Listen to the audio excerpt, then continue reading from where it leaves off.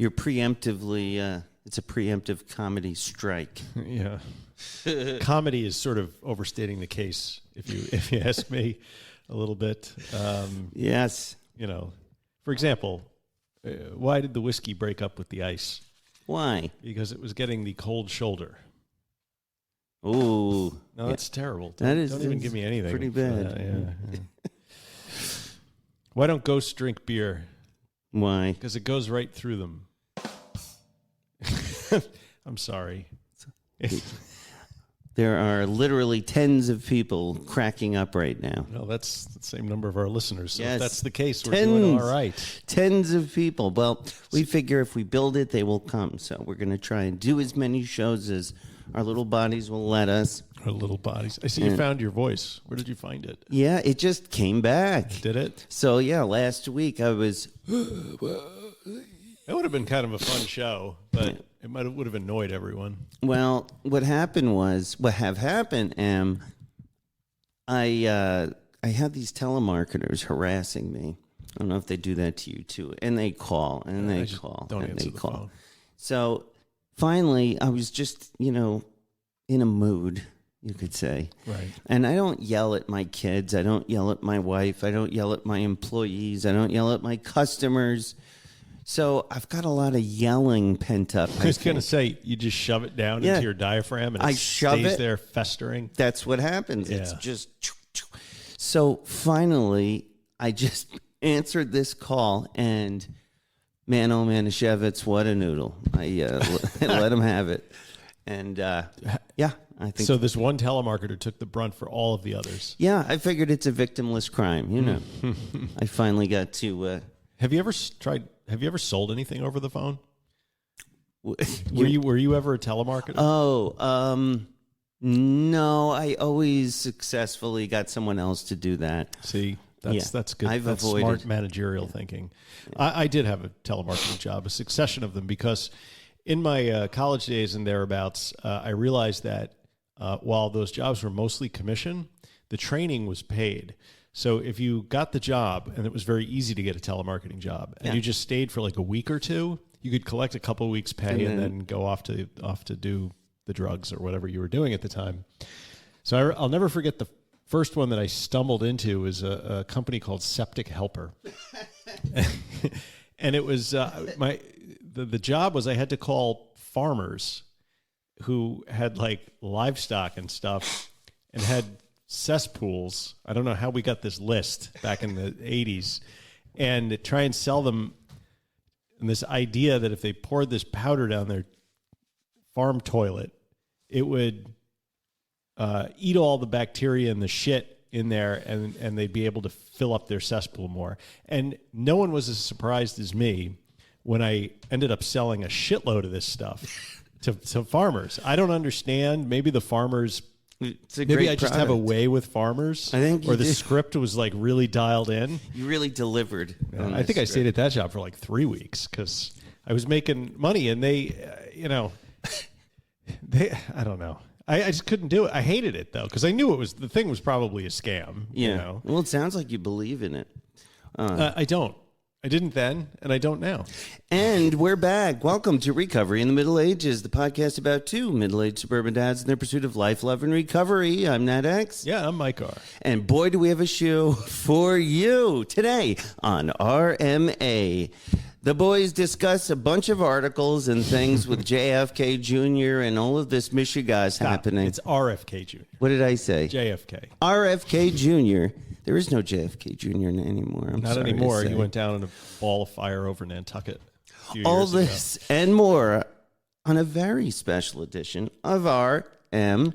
And welcome back to Castle Grayskull. It's RFK on RMA. RFK on Yes. So, right. So you're looking well. Yeah, I'm feeling better. I've been drinking liquids and eating. I've gained about 10 pounds and just, I don't know. You feel better? I feel better. Have you been managing your stress better?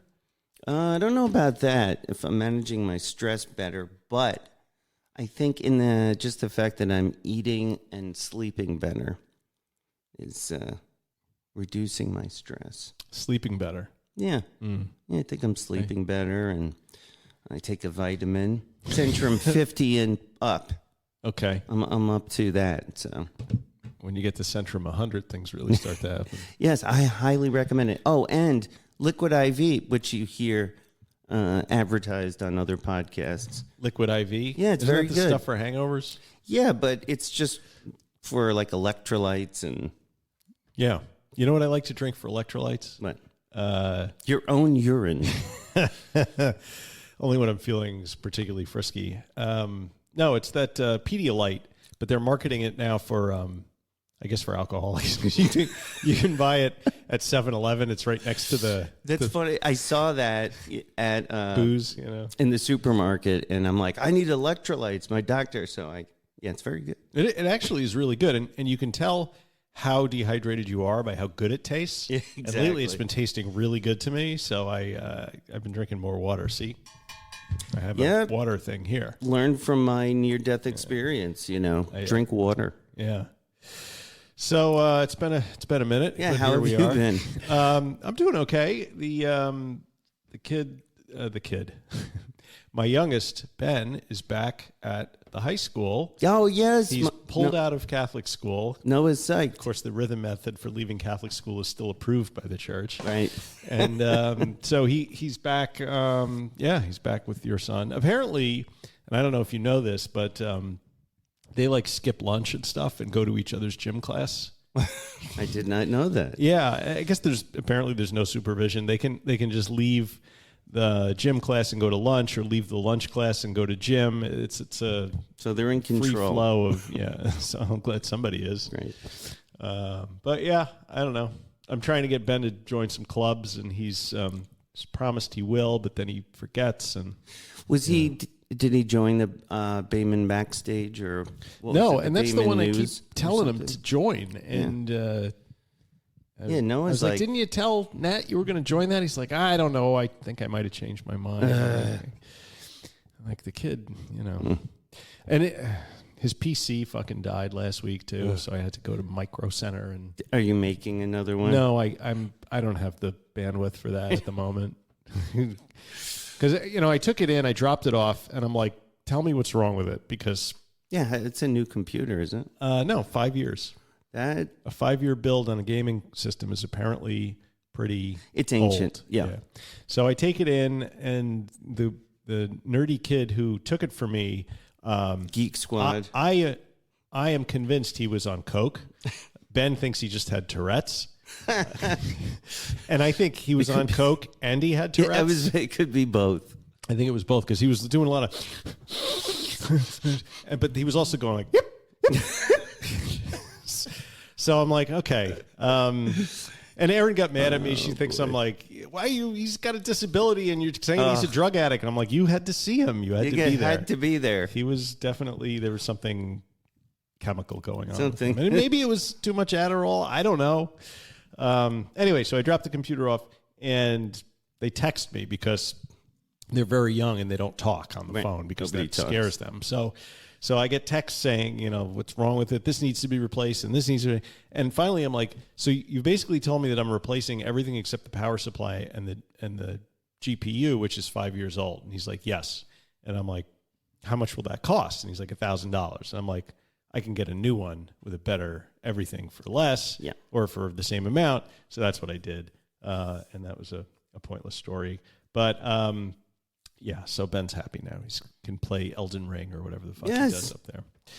What about you? What's new in Nat world? Well, the latest and greatest. I can't remember. Oh no, the kids' report cards came back. So what happened with report cards? I think Ben got a slide on this one. Yeah, because he got a report card, I assume, from St. Dominic's, that although I haven't seen. Yeah, so since we're not there, he picked a really good time to.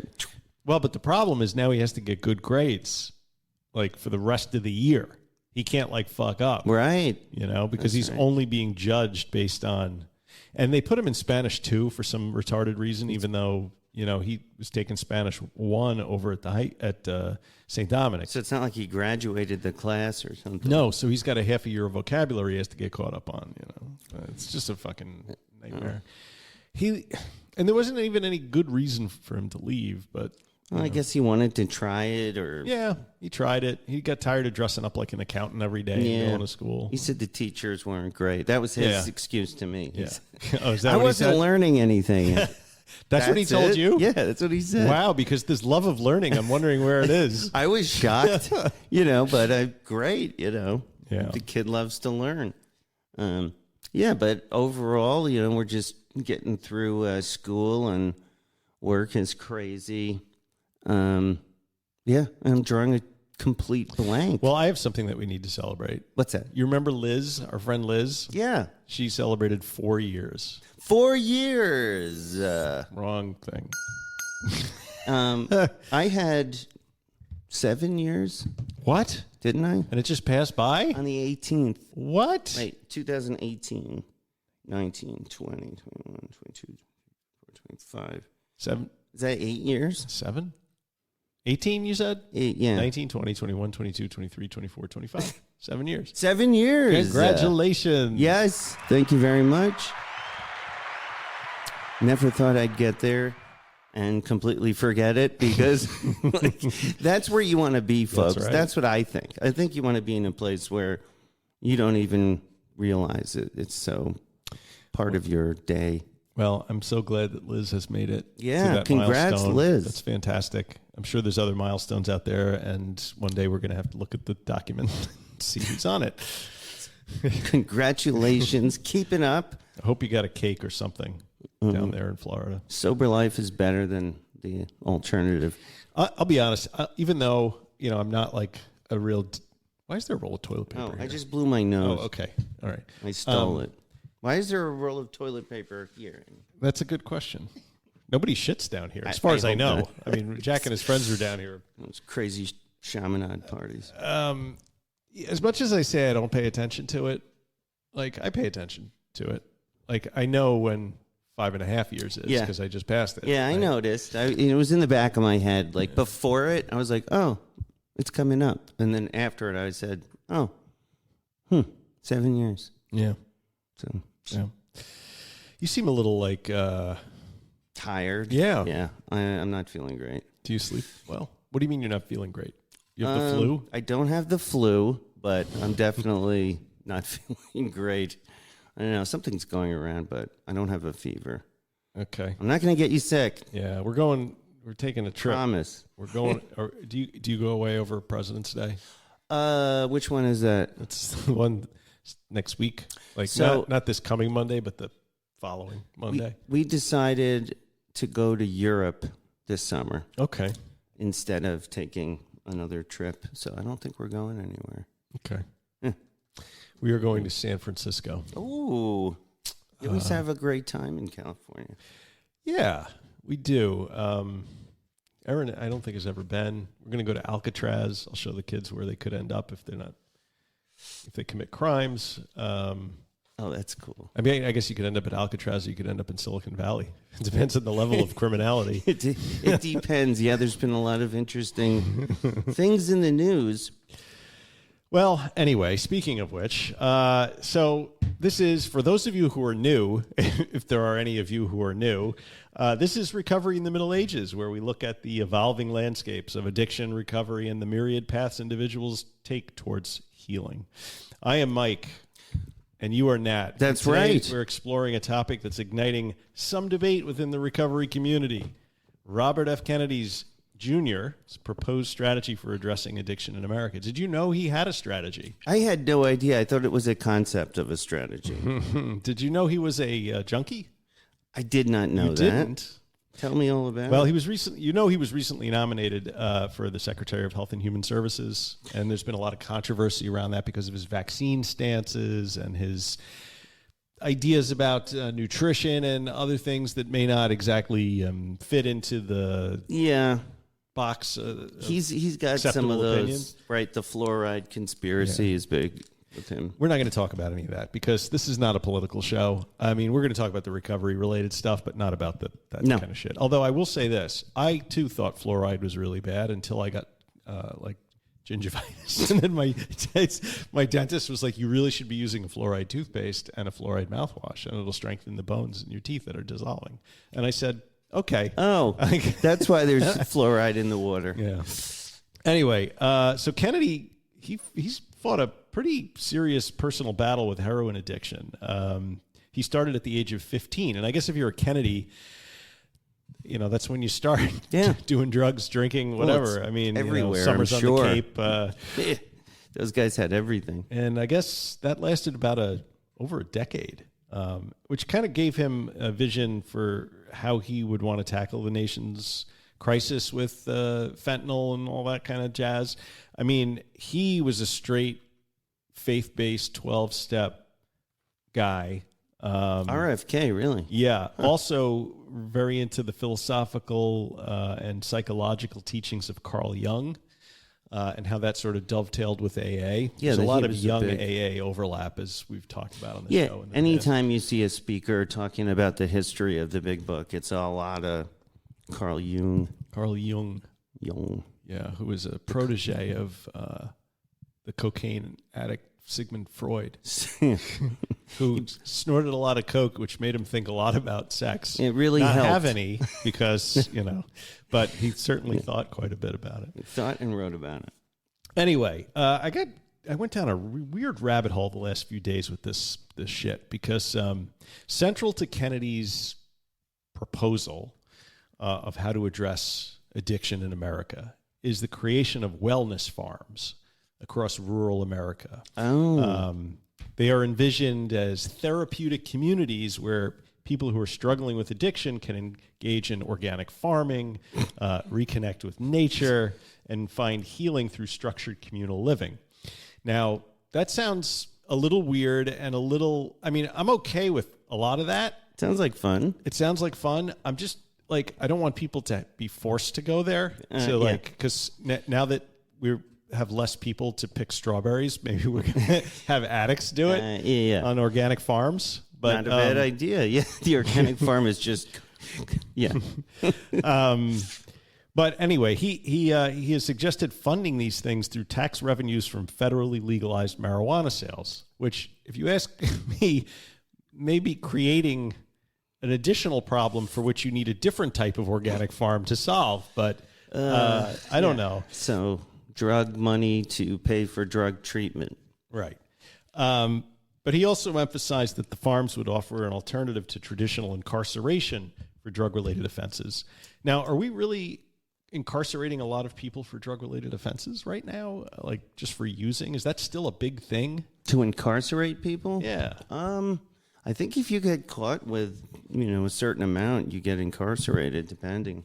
Right. I know that you're marijuana, not getting incarcerated for being an addict. You're getting incarcerated for the bundle you have in your pocket. Probably. Yeah. The heroin's not decriminalized yet. No. That's pretty bad. Yeah. Well, so where did Kennedy get the idea for organic farm communes, do you think? Woodstock? I wish. The music would be better. Yeah. But he actually has referenced a community in Italy called the San Patrignano community. Yeah. Since I have to say that several times in the next hour, I'm going to call it San Pat community. San Pat. Because that's what it's called in the Netflix documentary of the same name, which came out in 2020 and kind of does a deep dive into this community in Italy, which is structured around farming and crafts and all this stuff to get better, to get into recovery. I went into this thinking that was kind of crazy, that this is a bad idea. Yeah. And I kind of had my mind changed after doing a little research on this community. The San Pat community, it's a therapeutic rehabilitation center, and it was founded in 1978 by this guy named Vincenzo Muccioli, who, if you look at him, he looks a little like what's his name? The Colombian drug guy, Oh, Pablo Escobar. huh. Yeah, looked like a an slightly Italian better Pablo fed Escobar. version of Pablo Escobar, right? But apparently he was quite a generous guy with an open heart, and people. He created this center where heroin addicts could go and dry out. From buying his heroin? No, he's not. He was not a drug dealer, but we'll get into how it started and all the weirdness of that. But it still exists today, and it offers a long-term residential program, typically lasting from 3 to 4 years. And you have to commit to 3 to 4 years before they let you in. That'll help. It's also free. Wow. Because the treatment is funded by the products that they make at the center, which are high craft items like a cheese. Like the Cub Scout stuff, we make those wallets. Sort of at a higher level. Keychains. They also do winemaking, which is interesting, but winemaking, cheese production, textiles, woodworking. There's an emphasis on discipline, the dignity of labor, and a strong sense of belonging as pathways to recovery. Over the decades, more than 26,000 people have completed the program, and with reported success rates as high as 70%, which is in marked contrast with the success rate of U.S.-based recovery centers. Anyway, so the core principles of this program, right? Long-term residential, like you said, 3 to 5 years. No cost to participants. It's funded through private donations. One of their big donors is a family that controls like the Italian oil business or something. It's work-based therapy. Residents engage in trades like winemaking, cheese production, carpentry, and textiles. Strict abstinence approach. No medically assisted treatment. So there's that. There's no methadone, no buprenorphine, none of that. They just stuff. let you go through withdrawal. Also, no 12-step there. It's community-based healing with a strong emphasis on communal living, peer support, and personal responsibility. Participants must enter voluntarily, but they must commit to the full program structure. So the full program structure, in your daily life there, you have work assignments. Residents get assigned to specific jobs like agriculture, craftsmanship, animal care. They also, it's a working farm, so they raise animals and chickens and all that kind of stuff. Wow. They give them vocational courses and apprenticeships. And in fact, the pizza making that goes on there, the people who graduate from that pizza making program are hired by like the best places in the world. Like high-end restaurants and stuff. And all of the products there, like a lot of the leather work and all this stuff goes to Chanel. And how does it go on your resume? It's like, Yeah, I don't know. Pizza rehab. Chances are, like, what kind of resume do you need to be a pizza guy anyway? You just need to make good pizza. Yeah, they don't care. Right? So there's no pharmacological support, no medically assisted treatment. So in the early days, what they used to do is put you in the basement and chain you to the wall. Right. So, and I mean that quite literally. Yeah. And in fact, they got into some difficulties because back in the early days, right around 1980, there was a woman who was chained to a wall in the basement, and she escaped, and she went to the authorities, and they arrested the guy. And they I'm just trying to cure served her? a warrant. They found 6 other people chained to the wall in the basement also. Wait, And what? That just happened like 10 years ago, right? 1980 was a little more than 10 years ago. God. Do you remember this from? I'm thinking of a different one. Anyway, though, they ended up dropping the charges and not prosecuting them because everybody who was chained up, except for one person, said, we want him to do this. This is the only way we're going to get better. We're not really in favor of you shutting this place down. But it's not religious either. Many of the participants, have a spiritual practice, but it's not a conditioned precedent. So it's all about community working together, hard work. That makes sense. When you're focused on daily survival, in a way, not survival, but like you're making your food that you're going to eat later, that sort of thing. Yeah. It kind of brought to mind, but with their incredible success rate, and I'll talk a little bit more about that in a minute, but their really high success rate is kind of interesting because it sort of validates. You remember the experiments with Rat Park? Oh, which were like, if you hit give the rat, cocaine. if you give the rat like something to do, you fill the cage with interesting toys, you have other rats, you have this community. Right. They're not going to go for the cocaine. They're going to go for The whatever community. else, the community. Yeah. So is this just a giant rat park experiment? Well, I think it validates the rat park experiment for humans. Right. It's like a human rat park. It's a human rat park. They call it the rat race for a reason, right? Well, the rat race, that's always interesting because win or lose, you're still a rat. We're still a rat. That's right. Rat in a maze. So like back to, Kennedy's admiration for this model, raises a couple of interesting questions. Like, could that ever be effectively and ethically implemented in the United States? Because Italy, you have, That's what he's suggesting? Yeah. I mean, Italy, you got a long history of craftsmanship, right? In food and in textiles, wood, whatever. And there's, people are into that over there. Over here. Well, Home Depot is pretty popular. I don't know. I mean, if he's suggesting trying it out and it's like a government funded, work camp, but that's a terrible couple words to put together. I'm going to the federal work camp to get off the sauce. But it could work if there's support from the community and, they don't abuse their power, having control over people for 4 years. Well, that's what would make me nervous. The other thing that got me, and that got me thinking of like these Synanon places. Yeah. Like back in the 70s, like part of their thing, and even to today, is they have these work contracts with different government agencies. It's the same thing as Scientology. You have a 10,000-year contract with Xenu. And they send, that's slightly different. But these, Synanon, they send people out to work and then they come home and then but then they browbeat them with 12-step and all kinds of weird shit.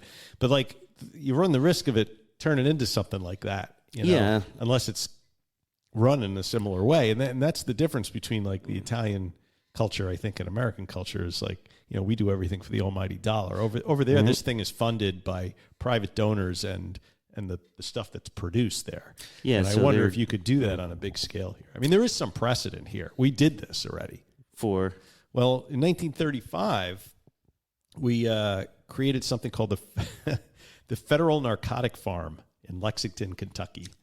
If you ever read like the book Junkie by William S. Burroughs, he would always going to Lexington to take the cure. Yeah, they'd say go to the farm. There would be guys would say that at my if I was in rehab, like an outpatient, they would say, usually cops, I had to go to the farm. They always call it the farm, I noticed. That might have been a different farm. Yeah, upstate or something, or they go to the farm in Pennsylvania, they would call it. Maybe it's a cop farm. They have their own farm. Yeah, but something like that. But they called it the farm. Yeah, they go and they. It's probably just a regular rehab, but chain their friends up in the basement. This was actually a U.S. government funded one, and so if you were convicted of some kind of narcotics thing, they would say, "Well, okay, we have this experimental program in Lexington, Kentucky. Do you want to go?" I don't know if you got a choice or if you got sent there. Anyway, you would get medical care, psychiatric treatment, and vocational training, including farming. It was basically a prison and a hospital together, which echoed the 1930s view of addiction as a moral failing, which required some kind of rehabilitation. So patients participated in different kinds of labor with the belief that structured work can aid in recovery. I don't disagree with that. I think giving someone a purpose, getting them up in the morning and going and doing a task can only help in that sort of thing, right? Well, it looks like they're drawing wisdom from the making of the pizza. The dough teaches you, says Massimo Bertoglia, the head chef, as he shapes a piece into a round. It just says into a round. Into a round. Into a round. You have to have constancy. You have to have care. He pauses to survey the results and seems pleased. If you don't care for it, it will die. So they're teaching. Yes. With the cooking. Another quote I pulled from one of the people that runs the place says, instead of taking people who have messed up their lives and treating them as these poor people who need our help, we search for their strengths and develop them, said Silbert. I guess her name was Silbert. Making crafts develops those strengths, let them be creative, gives them something to be passionate about, and teaches them to rely on each other in order to work together. In the process, they discover their own self-reliance. That's a really self-empowering way of treating addiction, as opposed to admitting powerlessness and turning your control elsewhere, right? Yeah. I mean, it's teaching each person where their strengths are. Yeah, that can get sticky, right? Because when an addict first is going to rehab, they have to give up control, because at that moment, Well, that's when they chain you in the basement. That's Right. the early part. Because if I had my way at that moment, I wanted to do more. I didn't want to get better. So I guess it depends on the state you enter it, Yeah. Well, I mean, and I think that was part of the problem with the federal narcotics farm. They had a 90% relapse rate. Yeah. So, I mean, People love the pizza. but the thing is, They like, wanted to people go are back. looking at, and the media is so lazy because, I heard about this San Pat thing through some story in Newsweek about, why people are questioning Kennedy's approach to drug addiction treatment. And I was like, well, okay, let me look into that. And it turned out to be something totally different from the way it was being portrayed. But so people are saying, I guess, are saying, we've done this before, we've been there, we've done that, we've done a federal narcotics farm, so no other one is ever going to work. And it's just lazy reporting, it's lazy thinking. Yeah. I mean, the way it was done by the federal government in 1935. I mean, who can take a recovery program from the 1930s and apply it to the modern era? It's ridiculous when you think about it, if you know what I mean. Yeah, things have changed a little bit. I think we know a little more, and that's some of what we argue about. The big book and how it's a very dated program, and that people don't necessarily relate to the language, and that it should be updated, or there should be some kind of, we have to bring these programs into the future. There are medications that have been proven to help. Well, and that's interesting because one thing that did come out of Lexington was methadone. Because they had a population of addicts there, and they decided that they were going to use that population to test various new, Of course. speaking of Rat Park, of new theories. And one of the things they wanted to test was methadone. And originally, the way it was used at the narcotics farm was as a sort of like benzos are used today to get you off alcohol. Like you get titrated down until there's nothing, and then you were done, right? That's not how it came out of Lexington, though. It came out as a maintenance, and you would be on it for like permanent, indefinite period. Yeah, some people do stay on methadone forever. Yeah, the liquid handcuffs, right? That's what they called it. I don't know. San Pat seems to be working just fine, though. Without medically assisted treatment. Do you think it could work even better? I mean, there should always, I think there should always be a holistic approach where whatever the services they can do, medication-assisted treatment if it's appropriate or not. Yeah.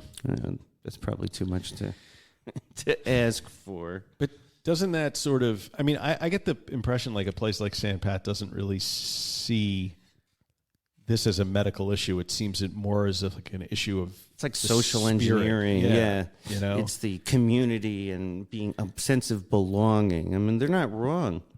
So maybe who needs medication-assisted treatment? Plus, you're there for 4 years. Right. So you completely reprogram your brain and, yeah.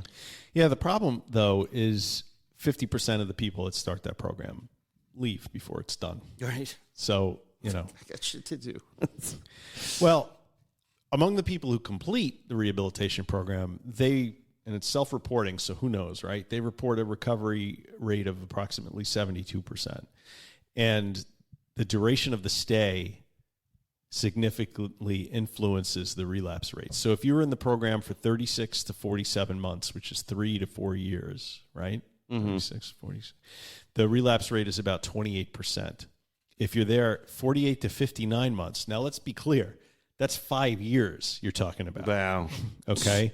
5 years, it's 16%.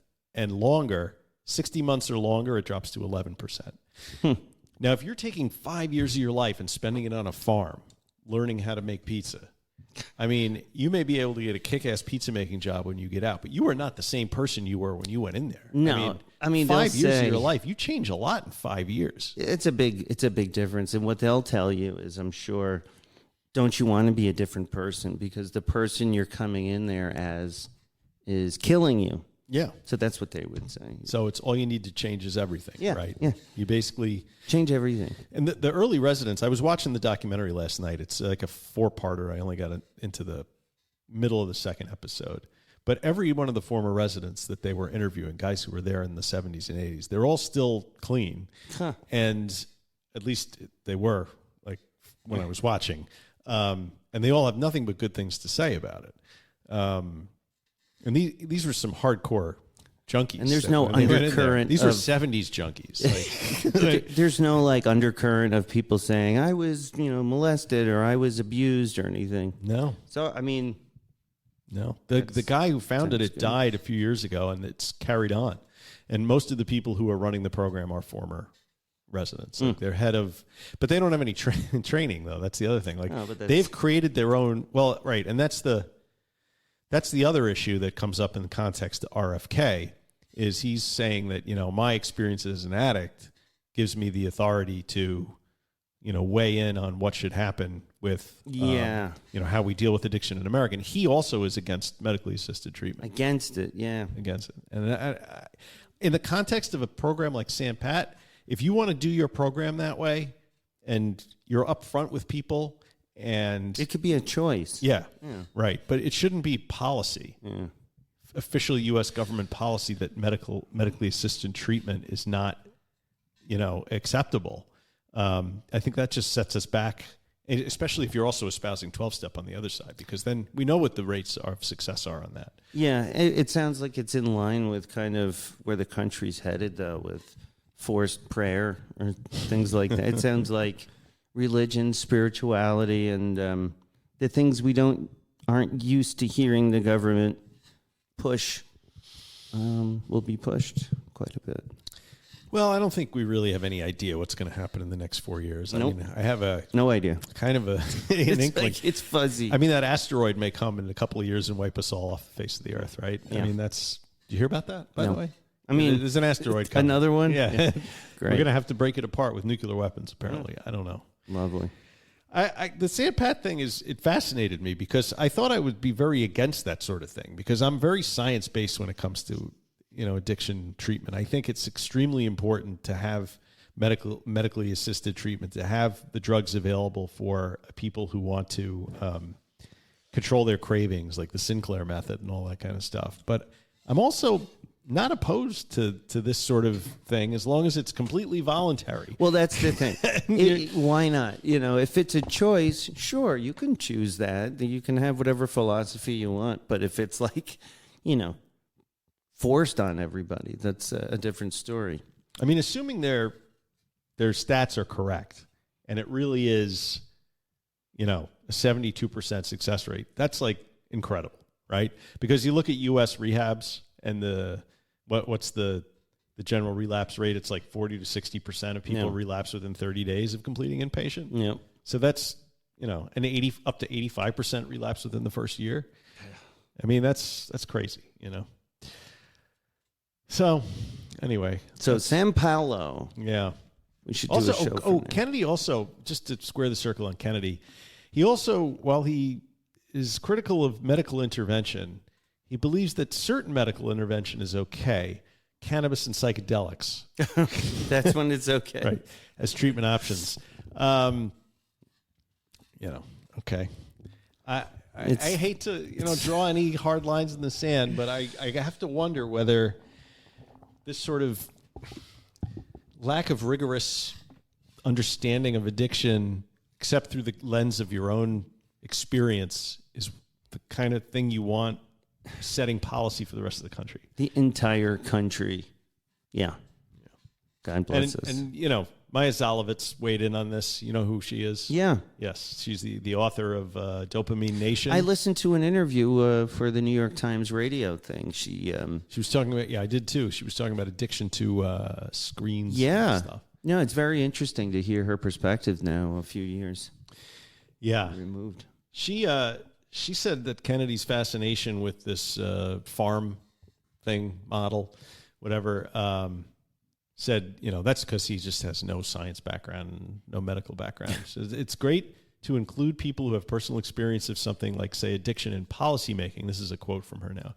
But you don't become an addiction expert simply because you're someone who struggled with addiction, Zalovitz said. Remember, she was famously addicted to romance novels. You have to engage with the research literature. You have to understand more beyond your own narrow anecdote. Otherwise, you're going to wind up doing harm to people. What do you think about that? Them apples. I think it's very concerning that this guy looks like he's going to be confirmed. Has he been confirmed? I don't think yet. I think the whole thing is just going to be a big surprise. I think of it as Pandora's box opening, but maybe there's a more positive way to think about it. I just haven't figured it out. I don't know how to look at this positively. I mean, I guess on the upside, because we really don't know what any of them will do, it could be really good. Right. That's what I'm hoping for. Right. They're going to do something I just haven't thought of. That's amazing. And who's the they we're talking about? The people like RFK making decisions. Okay. Yeah. The new regime. Hope they make the right decisions. That's all. Let's hope they do. I pray for it. Yeah. Yeah. I tell you what. Let's take a minute and we'll stretch our legs, and we'll be back. And we'll be right back after these words.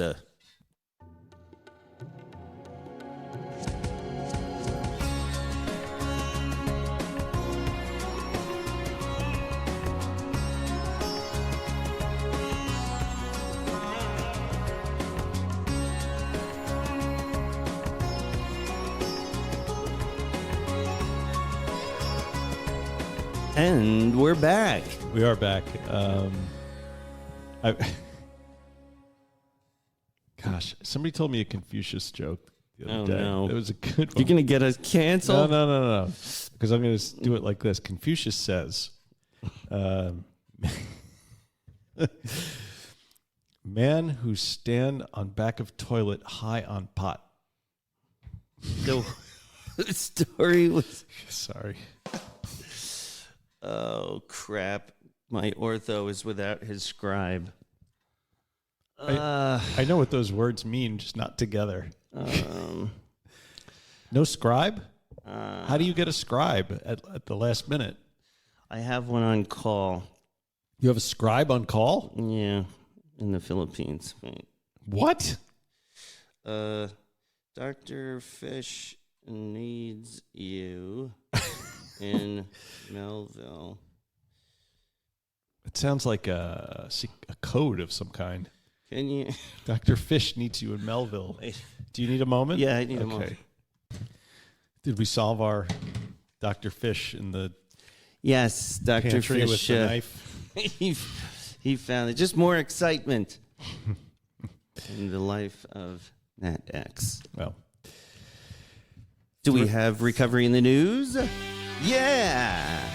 All right. Recovery in the news. Recovery in the news. Recovery. Recovery in the news. Motherfucker. you sound like you need some fucking recovery in your bed. Yeah.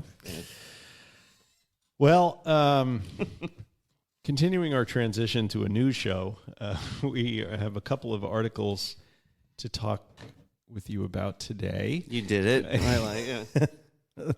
You got that. What? You got it together. I got it together. One is from Science Daily, your source for the latest research news, and it's entitled Research in Fruit Flies Pinpoints the Brain Pathways Involved in Alcohol-Induced Insomnia. Huh. So we've all been there, haven't we? We've all, when we were quitting drinking, can't sleep for some period of time, days, weeks, sometimes Oh yeah, I couldn't months. sleep. And in fact, my son was home over this winter break recently, and he's in a fraternity, and they do quite a bit of drinking. And he had a terrible insomnia the entire time he was here. And I kept telling him it was probably because you're not drinking the same way you were at school for the last 3 months. And he was poo-pooing me and saying, I didn't drink that. I didn't have a drink in a while, or something along those lines. Yeah. At least that's what it sounded like to me. And I said, no, it can last weeks. And he didn't believe me. But apparently it can. So alcohol use disorder can lead to persistent and serious insomnia. Difficulties falling asleep and staying asleep can last even months into sobriety, increasing the risk of relapse. Wow. And in fact, one of the ways that he chose to manage his insomnia when he was home was popping off to 7-Eleven at like midnight and getting himself A tall boy? 18-pack of Tall Boys Oh, or wow. whatever, and going to town. Just need one Four Loko. That's what I used to do. A pound of Four Loko. It makes me want to throw up. But I told him that all he's doing is kicking the can down the road. that's But withdrawal symptoms. It is. And you don't even have to be drinking that much to have that problem. No. Even if you're like a couple of drink a day guy, it's gonna keep you awake. You're gonna wake up in the middle of the night and you're gonna stay awake. But, And by the way, ChatGPT is trying to get me drunk. oh, how? I was trying to screenshot it, but it gives you suggestions, out of nowhere for things to ask it. So it comes up, it's like, hey, let's play a drinking game. I'll give you trivia, and then you try and answer it. No. And get drunk. And it was like, what? That just came out of the blue? Yeah, there's a mess, because sometimes it'll give me suggestions like, oh, ask about, whatever. So this time it suggested a drinking game. You didn't play it? No, I didn't.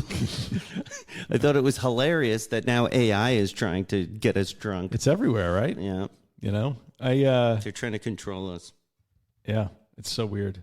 It's so weird how you can use AI for, I'm using it to sort of do research for the book I'm writing on drinking. And it takes the tone of the query that I put in. So when I am suspicious of something like an old idea about drinking or something, and I'll put in that suspicion in a prompt, it'll kick back suspicious. Like it'll look at the evidence with a suspicious eye, with a raised eyebrow, if you will. But if I don't put that in the prompt, then it answers you straight. Yeah, or it can be like it could take on society's bend towards pro-alcohol ideas. Interesting. So it is kind of interesting. It's reflective of society, of what it's learned on, and if it's learned on all this information out there, that's pro getting you to drink, pro getting me to drink, pro getting everyone to drink, Interesting. Yeah. It's like a dirty reflection Yeah. of our societal problems, our ills, Wow, that's deep, man. reflected back at us. Dirty reflection. Anyway, they've researched in fruit flies, and they've discovered specific brain signals in groups of brain cells that are involved in alcohol-induced insomnia, and the work could ultimately lead to targeted treatments for alcohol-related sleep loss, helping people recover from alcohol use disorder. So they are, I don't know. I'm a cynical guy. I'm thinking if you create a pill that someone can take to go to sleep after a week of drinking and not have to deal with the alcohol-induced insomnia, it's not going to encourage people to stop drinking. It's going to encourage people to continue to drink, and they can just take the pill to go to sleep, right? Huh. I don't know. So it knocks you out. Well, they haven't made the pill yet. Oh, this is a concept of an idea? It's a concept of a plan. A concept of a plan. Yeah. We get a lot of those lately. Yeah. But what they found was kind of interesting about the level of alcohol you drink and its effect on your sleep. In both flies and humans, we have in common, a small amount of alcohol acts like a stimulant, increasing feelings of energy and activity levels, while higher levels slow down thinking and reaction and can cause unconsciousness. But a smaller alcohol dose that made flies hyperactive didn't prevent them from sleeping normally. In contrast, a far bigger dose of alcohol disrupted sleep for days. So that means that something about the activity dampening effects of alcohol was interfering with the sleep. A rebound effect in which reducing brain activity with alcohol causes the neurons to become overexcited afterwards, right? And that's the acetylcholine, which appears to be the key to alcohol's negative effects on sleep. So I guess they're going to use this to come up with a medication that you can take to help you sleep. But maybe they're not going to make any money off of that medication, because our next article claims, without much evidence to support it, that nearly half of Americans plan to cut back on alcohol in 2025. We're covering the news. That was just like a mid segment. Yeah. Sure. I plan on cutting down on alcohol this year. Sure. Right? It's dry January, ain't it? Interest in an alcohol-free lifestyle grows in the United States. The sober curious movement continues its claw up your leg to gain traction in the United States. 49% of Americans plan to reduce their alcohol consumption in 2025, a significant increase from 44% in 2023. So that's 5% more for those of you who are mathing at home. It seems that way every time. The last few times I've been out to dinner or whatever, I've noticed more mocktail choices.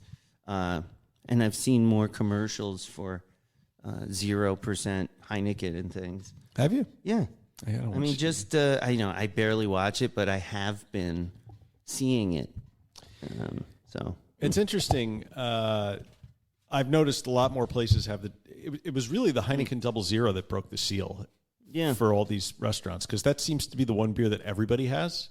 And if you find a place that's really out NA friendly, they'll usually have like Athletic, that company. Yeah, and the Guinness 00. Yeah. They now have that at the supermarket. They never had Guinness 0% at the. Well, I noticed in January at the supermarket they always have big displays of NA beers for dry January, because it actually is the month of the year that the alcohol companies sell the least amount of booze.